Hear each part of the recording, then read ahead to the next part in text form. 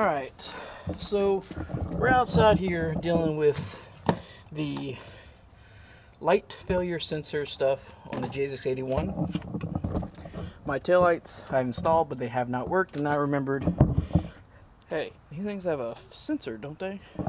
So looking back here on the Toyota JZX81 harness, I was looking for what harness it is that plugs in to the light failure sensor, because there's two harnesses here. This one looks like this guy right here. You know, see, it has 3 at the top and 3 and 2 at the top, and this has 3 and 2, and this actually plugs into this, but this is not the connector for the JZX81 light fail sensor. This sensor came from MX83 I got from the junkyard, but I also got its pigtail. And you see that pigtail and that pigtail match, but this is not used for the light failure sensor. This one is. Put the picture of it also up from the JZX81 workshop manual, electrical diagram workshop manual. But if you notice, less pins. That's because this has one less light that it needs to light up, and that's the high mount light, because the JZX81 does not come with a high mount light or a third stop light. It just comes with the 2. So we're not using this one, we're using this one. And in case your light fail sensor went bad, and you don't want to rewire for a Cressida one, what I did was when I got this from the junkyard, I made the pigtail here, and what I'm going to do is put T-tap connectors into this guy and connect it like that, so I can still have the light failure sensor. You don't need to. There is a way to bypass the light failure sensor, and I'm going to do that first and show you how to do that on JZX81, and then I'm going to put up on the screen the pins and stuff you need to bypass for the MX83 Cressida, in case you're also watching this for that reason. So these are the things I'm going to be using, these little T-tap connectors on here. Now, some of these wires are smaller than the others. Yeah, these 2 wires are these green wires.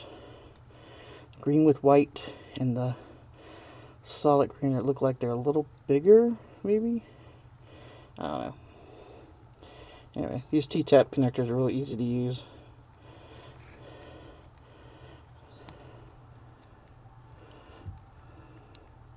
And the reason I'm doing this instead of just cutting this pigtail off is because I like keeping things as much the original as possible. And basically what this does is it cuts into the wire but not severs it. So power comes through here and continues through here, and you can also T-tap off here. That's in essence what this is supposed to do. I've done all the T-tapping I need to do. All the greens actually look like they were just slightly bigger, and if you use too small of a T-tap, you'll probably more likely sever the thing, but if you use too big, you might not cut into the insulation enough.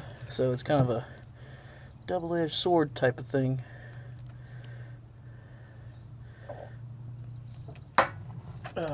Now I made these little connectors to jump the pins. So in the JZX81 you need to jump pin 1 and pin 4 together.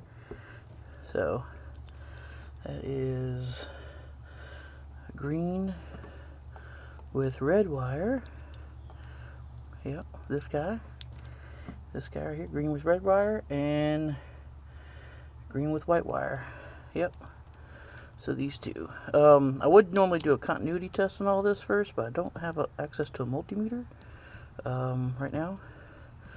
So I'm going to try to just bypass all this. Hopefully all this works.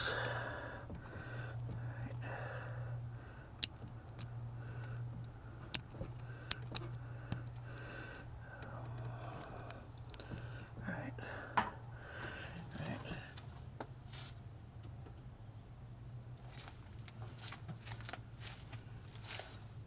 Alright, so that's bypassing your taillights right there. That is pin 2 and pin 6 bypasses the tail light.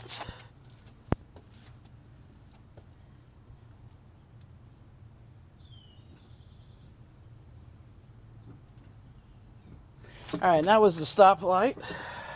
That is pins 4 and 1. So on a JZX81, you got pin 4 in this bottom corner, and pin 1, which is at the top for stoplight, if you want to bypass, and pin 2, which is this second one right here, and pin 6, which is 4, 5, 6, this one right here. This one right here. I'm going to put up a diagram. That's get the taillights to work without the tail sensor. Now, because of this, you still have the thing on your dash. So look, right when you put your key in, you see the little light right here? Light right here, saying your lights are on the back. You'll still have that. If you have a MX83 Cressida, like I do over there, and you want to bypass your light sensor, it is, so you have to bridge 2 pins, pin 7 to pin 1 and pin 2, because you have a high mount stoplight. So you kind of have to bridge both of those. And for your taillights, you need to bridge pin 3 and 9 together for your taillights to work. But let's say you went to the junkyard or on eBay, you found a MX83 light sensor box, and you got the pigtail, or you bought this clip, or you bought this connector. Well, these are the wires you have to connect. I'm gonna put it up on screen right now. So put all that stuff up while we connect these. So now we're gonna connect this little connector to this. This is where things are gonna get tricky because of all these connectors coming in hot. Now I don't know if this sensor works that I got from the junkyard car, so that's always a possibility, right? All this work and this thing don't even work. Alright.